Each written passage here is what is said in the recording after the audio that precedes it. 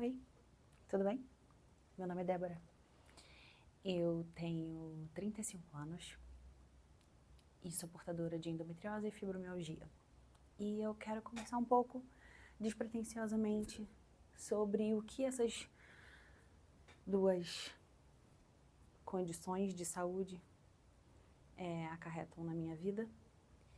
Mas hoje, especificamente, eu quero conversar sobre o quanto a fibromialgia, principalmente, pode afetar o seu portador ou portadora no mercado de trabalho. Eu tinha, ou talvez ainda tenha, uma carreira brilhante. Eu sou formada em nutrição, mas já entrei na faculdade sabendo que eu queria trabalhar com pesquisa científica. Então eu sou do Rio de Janeiro, passei numa universidade federal que eu queria muito, na verdade era o único jeito de fazer faculdade dentro do contexto que eu vivia. A gente não tinha condições financeiras de pagar uma faculdade particular. E eu tentei primeiro por 2 anos para biomedicina, porque eu já sabia que eu queria trabalhar com coisas que vinham dos alimentos e doenças. Essa era a minha ideia de adolescente.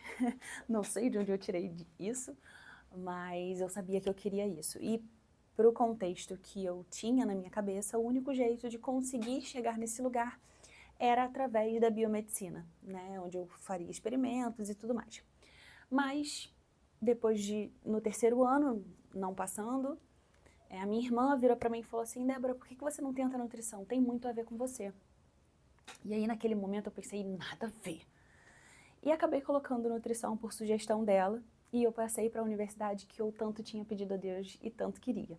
Eu fiz Unirio, Universidade Federal do Estado do Rio de Janeiro, e lá, já no primeiro período, eu fui me aprofundando, conhecendo a pesquisa, me aprofundando nela, desde o primeiro período até o último. Eu tive alguns artigos científicos publicados em revistas conceituadas na área de pesquisa. E nisso eu fui para o mestrado, fiz um doutorado, mas coisas foram acontecendo no meu caminho que eu não concluí o meu doutorado, apesar de ter cursado 5 anos, me empenhado muito. Chegava às 6 horas da manhã no laboratório, saía meia-noite, às vezes, tentando conduzir os experimentos. Eu tinha um projeto que era brilhante. Cheguei a ir para a Universidade de Cambridge, inclusive com a ajuda da internet, com a ajuda de amigos. Eu fiz uma vaquinha virtual e consegui ficar uns dias na Universidade de Cambridge, no laboratório de um professor que é muito reconhecido na área do campo de pesquisa que eu estava atuando. Mas começou aí a minha história dos altos e baixos, né? E acabar saindo do plano que eu tinha na minha cabeça. Enfim, voltando de Cambridge para o Brasil, eu já não tinha mais bolsa de pesquisa para continuar fazendo os meus experimentos. Eu já estava numa situação de saúde muito complicada. Na época, então, eu tinha desenvolvido depressão e ansiedade generalizada por algumas situações dentro desse contexto acadêmico. E, enfim, falei para Deus, eu falei: Deus, eu voltando para o Brasil não tenho R$1 para nada. E você sabe disso. Eu preciso que você faça alguma coisa antes de eu chegar no Brasil. E um dia antes de eu sair de Cambridge, na verdade, na noite que eu estava saindo de Cambridge, era a minha última noite, eu recebi a ligação de uma empresa que tinha me descartado desde o início do processo seletivo, dizendo que eles queriam me contratar. E eu creio num Deus que faz milagres, eu creio num Deus que sabe de cada uma das nossas necessidades, um Deus que provê. E Ele ouviu a minha oração naquele momento.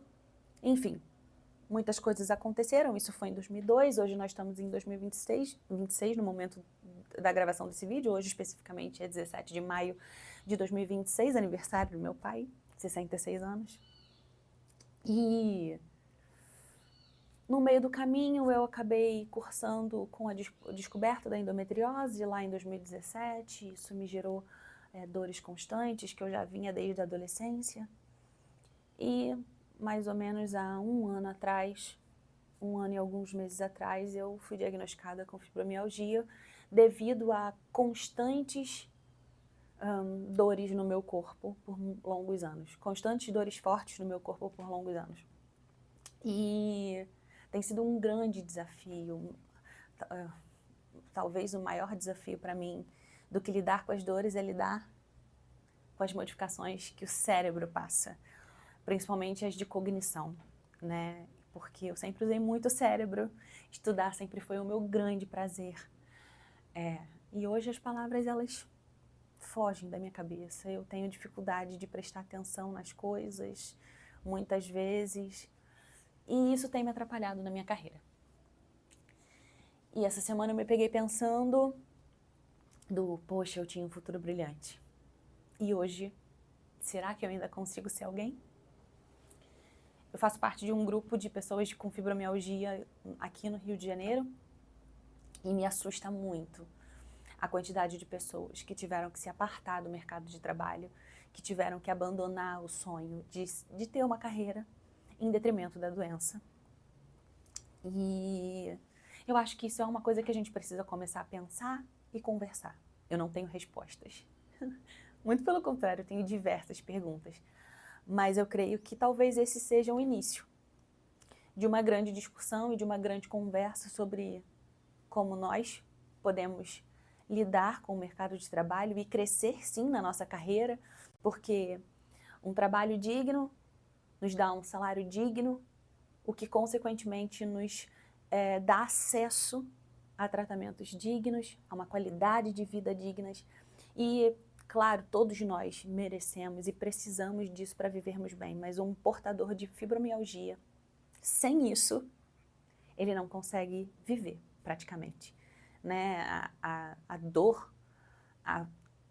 da doença, as dores da doença, o que a doença acarreta, elas roubam toda a nossa existência. Então, eu não sei o que vai sair daqui, mas basicamente a gente não vai falar só sobre isso. Talvez a gente fale sobre a vida de um modo geral, mas eu queria pensar com vocês. E junto com as autoridades um dia, com os grandes CEOs de empresa, como nós podemos fazer um mercado de trabalho mais justo, não só para portadores de fibromialgia, mas para pessoas PCD de um modo geral, porque existe uma narrativa muito boa de inclusão, mas nós, PCDs, sabemos que isso ainda não é uma verdade. Isso ainda é um rótulo que nos limita em crescimento, que nos limita acesso em determinadas vagas, que nos limita no dia a dia, porque às vezes as pessoas simplesmente não entendem que não estamos bem e que não é por maldade ou porque não queremos ou por corpo mole, mas simplesmente não conseguimos. Enfim, tô só abrindo meu coração. Vamos ver o que vai sair daqui pra frente. Um grande beijo. Fiquem com Deus.